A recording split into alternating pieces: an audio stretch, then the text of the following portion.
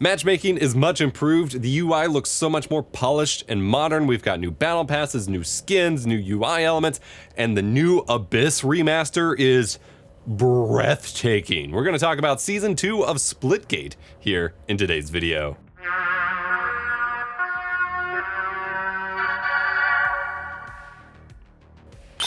I'm Addy, and welcome back to Lost Saves. In this video, we are talking about Splitgate, the free-to-play arena shooter that has portals in it, so you can travel across the map with all sorts of advanced movement mechanics. They are still technically in beta, but they have launched beta Season 2, which comes with a gamut of changes, many of which I have been requesting. I've actually had the opportunity to sit down with one of the members of the Splitgate team, provide my own feedback. We've had a lot of conversations, a lot of good discussions, and there has been a lot of general feedback from, the Splitgate audience over time that they have actually been working really hard to implement here. And boy, oh boy, is this a showing for how you turn a game around and listen to your community. I will post a link to their Discord server in the description down below where you can find out lots more information about the game as well as the changes in the patch notes for the Season 2 update. But covering some highlights, they do have a new matchmaking system. They've been play testing it for a while. They basically had to rewrite it from the ground up. They have come out and said that the system they launched with was kind of hacked together. It sucked, and now you are supposed to have significantly less wait times, you're supposed to get into matches quicker, and you can end up filling in ongoing matches if they have started within the first couple minutes, only for unranked matches, but helps with if someone drops out as soon as a match starts, you can still get someone to join and progress on that, which also means less time for people waiting, which is freaking awesome. They've also tweaked the MMR and skill matchmaking system a little bit to be a little bit more fair and to prevent reverse boosting. They've added a Midwest server to help with pings for those of you in the Midwest, which is kind of technically myself. And then they changed the waiting lobby mode to Fiesta, which is great. No more boring, just, carbine and assault rifle. They have a new 100 level battle pass available for 900 Splitcoin, though you do get 1200 by completing it, with 3 new characters, 9 armor skins, 6 jetpack skins, 6 portal gun skins, 42 weapon skins, 6 legendaries, XP boost, drop sprays, blah blah blah blah blah.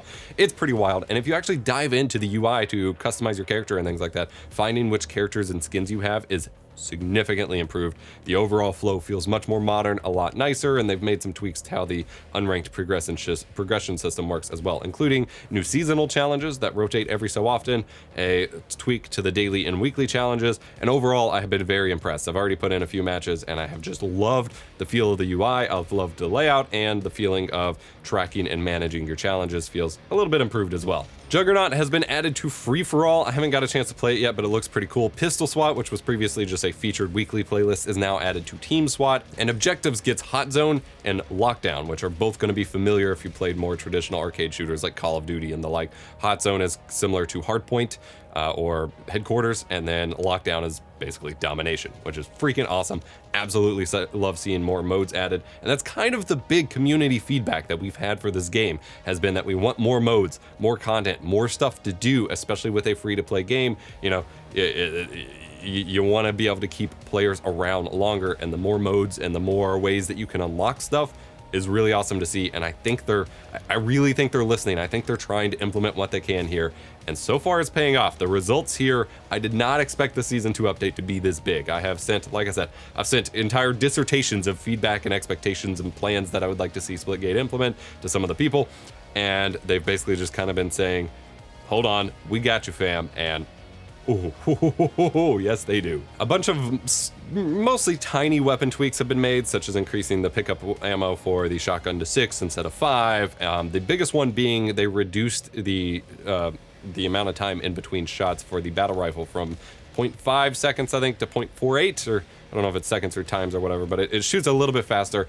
And I have to say, having played with it now, it feels significantly better and helps that kind of feeling that I described before, where it felt like there was some weird amount of input latency with my shots and things like that. Something about it, the battle rifle feels significantly more usable, and compared to how Halo Infinite feels on mouse and keyboard at the moment, where it feels like not super responsive and not built for the mouse and keyboard, this is a vast improvement. There's obviously a ton more skins with the Battle Pass, and there's now esports skins bundles for esports teams, and one of the new characters in the Battle Pass is literally called Guardian, and it is straight out of Destiny, which I love that they're willing to do. I just love it. I have to assume it was on purpose. If not, whoa, but heck yeah.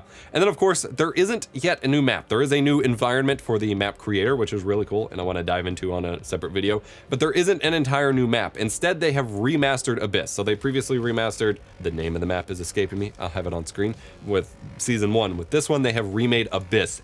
And this looks like it's in a completely different game. Like already, I feel like the characters and things like that look a little bit better in this game, in the update. I don't know why, but this map is it doesn't look like the same map at all, which is a little confusing at first, if I'm honest. But as I'm going through it, it looks incredible. The visuals are astounding. The detail, the foliage, the vines, the rock faces, the holes in the walls at certain points. It just absolutely. I was just playing on Abyss last night before, you know, they turned off the servers for the update.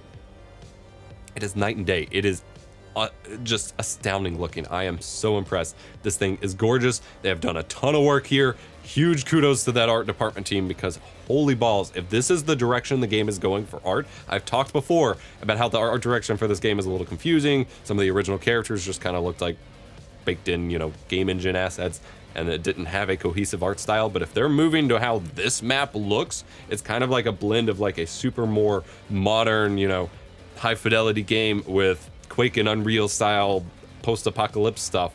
Oh, it is incredible. I really hope we see a lot more of that. And I hope some of that art style can still be carried over into the map creator. Like I said, I haven't dived in too much on the custom maps yet, and that's going to be a big focus of me moving forward. But a big disconnect that often happens with custom maps is that the assets they use for it don't really have the same bigger art style, or they all look plain. And that's been a big problem for Halo, especially post Halo 3. Like Halo 4 and especially Halo 5, all the Forge World assets just end up looking like hot garbage. So if we can keep some of the aesthetics around for the custom maps as well, this game is gonna be gorgeous. And it runs super well. Been playing it at 1440p, 240 hertz at a locked 240 FPS. Oh, it's been great. And yeah, I'm just super stoked. This is how games can adapt and evolve. I see so many people bummed about the state of games launching in the pandemic and post-pandemic or whatever, and I understand the frustration, but so many people are quick to jumping that the teams should just abandon the game and develop a new one, as if continuing that cycle of bad development habits isn't going to just lead to the same problems. That thinking doesn't make sense to me, but it doesn't stick. Like, they think the devs shouldn't stick with it when Splitgate is 3 years old now. It released in 2019.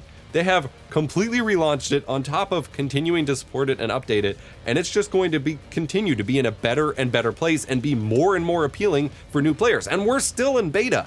If they just abandoned it and made Splitgate 2, everyone who was invested in Splitgate 1 would feel burned by that and then not want to take part in Splitgate 2, and everyone else would just be tired of hearing about it and probably not want to jump into it. Whereas this kind of support is what games need, especially free-to-play games, and especially just multiplayer games in general.